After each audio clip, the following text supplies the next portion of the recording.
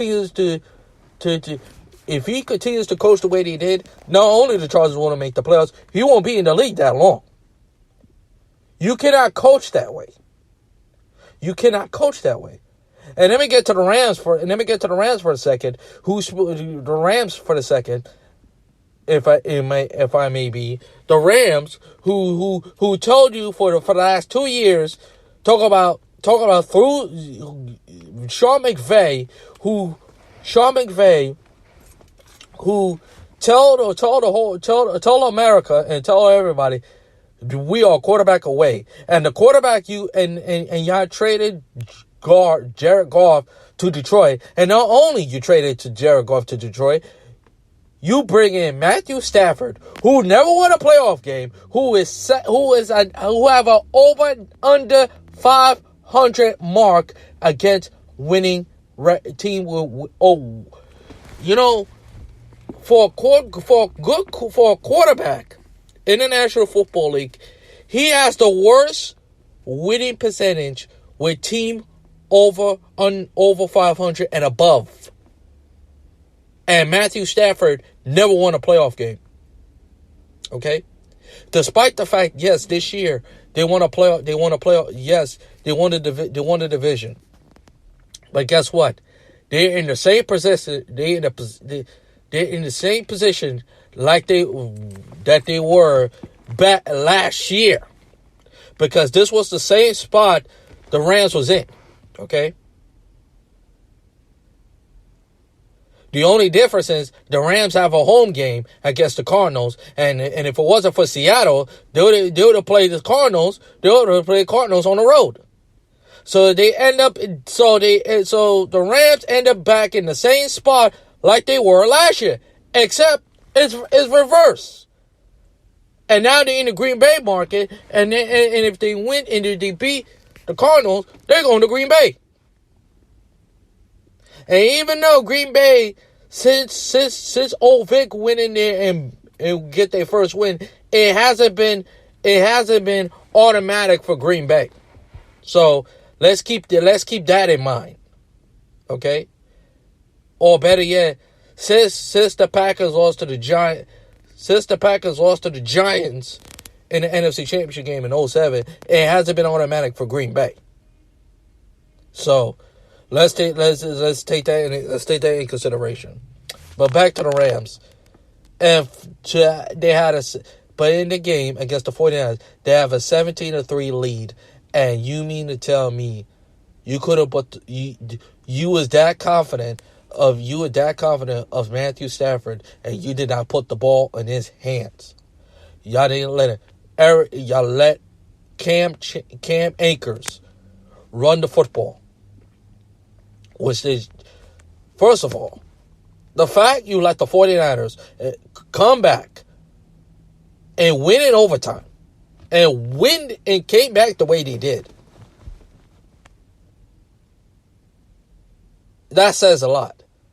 I have no confidence in the Rams, and neither the fans in the LA market. LA is always known as a terrible football town. Let's keep that in mind. LA is always known as a terrible football town. Okay? And if I'm I'm gonna make this last point. If I'm the owner of the Chargers, around 10 or 20 years from now, you better relocate the Chargers, because that fan base in that fan base is LA, man. It's not your high attendance. There's no home field advantage, because every game I watch the Chargers, it's home field advantage for the team. Just like the 49ers, just like the Ram game. Every game, not specifically, but every game the Rams hosted has been a home game. How the hell you let the 49ers fans, that place last Sunday was surrounded by 49er fans, and that says a lot.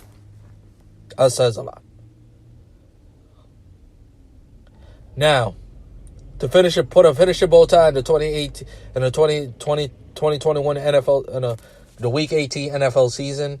The thing I always love about the final week of the regular season, teams who have nothing to play for play hard. I love that. Just like I mentioned, Jacksonville beat the Jaguars, beating the Colts. The Dolphins beating the Patriots. The Jets, what can you say about the Jets? The Jets are in the same spot like they were last year.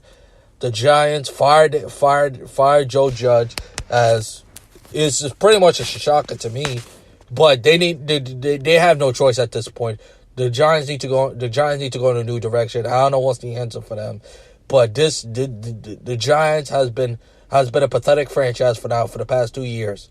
For the past 4 or 5 years now. It's time to make a change. And I think if I'm the Giants, I think it's time you should draft another quarterback, because Daniel Jones is not the answer. And I don't know how long you can keep believing on Saquon Barkley. And now they haven't fixed the offensive line. The offensive line is still atrocious. So I don't know where you go for here if you're the Giants. But a lot of questions need to be answered, and they need to be answer fast.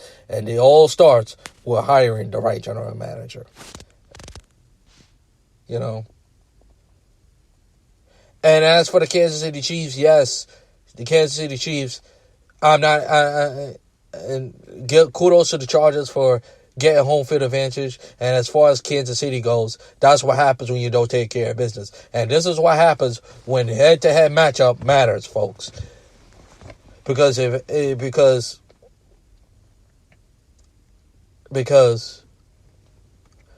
to me, the Colts would have been in the playoffs right now if they would have beat the Raiders. And if the Raiders didn't beat the Colts, they'll probably be out of the playoffs as we know it. So a lot of things occurred in Week 17. And as we close the chapter on the regular season in the National Football League. Now let's move on to the playoffs. And we got a lot of games. There's a lot of games. Starting with the Saturday game. The Bengals versus the Raiders. I mean, it's hard to believe that the young Bengals in the playoffs win a division.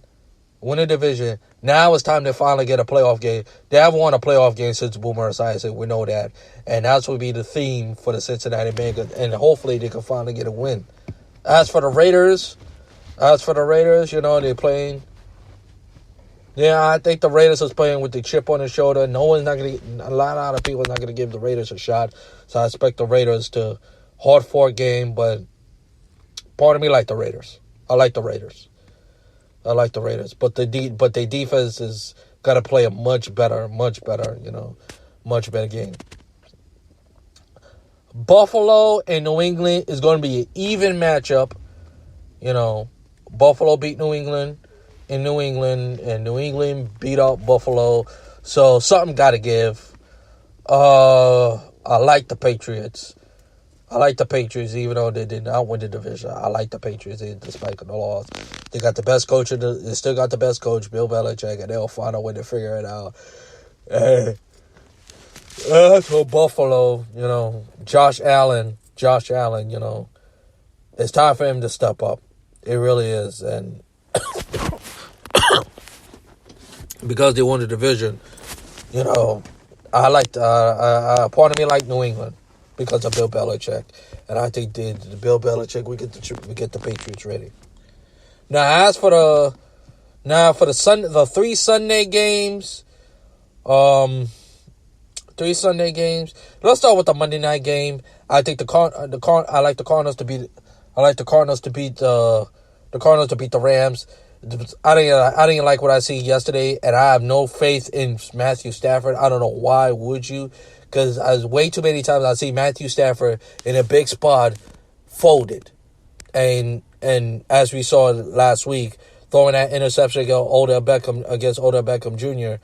And the Rams to have no confidence in him. None whatsoever.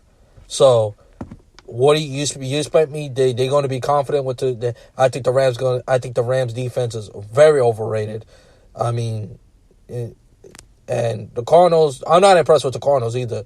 So both team wounded, both team lost. So, but I like the Cardinals a little bit better.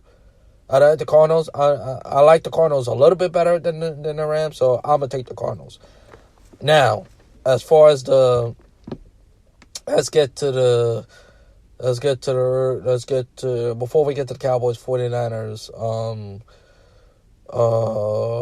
the Eagles and the Buccaneers. This is not going to be an easy game from any stretch of the imagination. The Eagles' defense is tough.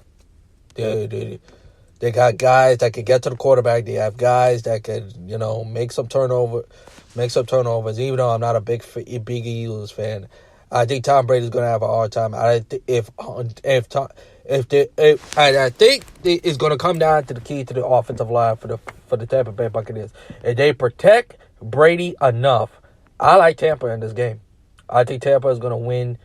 Is going to win handily against the Philadelphia Eagles.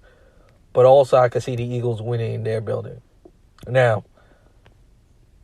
outside, there are two evenly teams in the National Football League as far as I'm concerned.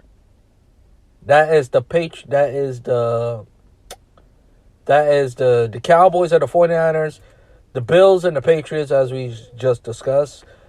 I think the 49ers and the Cowboys are evenly matched. I think it's going to come down to quarterback play, Prescott versus Jimmy G. Something got to give. I think the 49ers defense is more tougher than the Cowboys, but the defense of the Cowboys is having a hell of a year. And let's see. And the Cowboys have played very good at home. So I like the Cowboys.